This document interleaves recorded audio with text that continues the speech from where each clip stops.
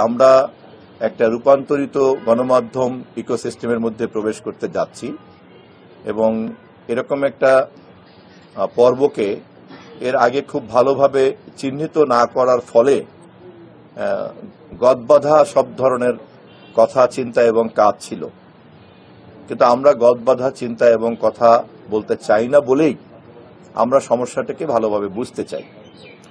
এবং সেই বোঝাবুঝির পর্বটা আমরা এখনো শেষ করতে পারিনি।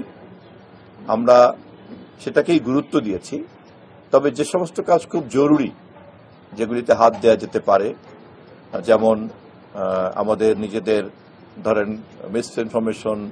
এবং আমাদের ডিসইনফরমেশনকে কমব্যাট করা, ফেস করা, যতটা সম্ভব গণমাধ্যমের সঙ্গে সংযোগ রেখে এটা নিয়ম শৃঙ্খলার মধ্যে আনা, সেগুলির দিকে আমরা মনোযোগ দিব।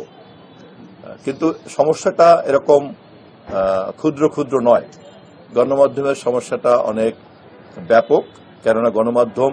একটা পুরনো অ্যানালগ জায়গাতে দাঁড়িয়ে আছে, যাকে একটা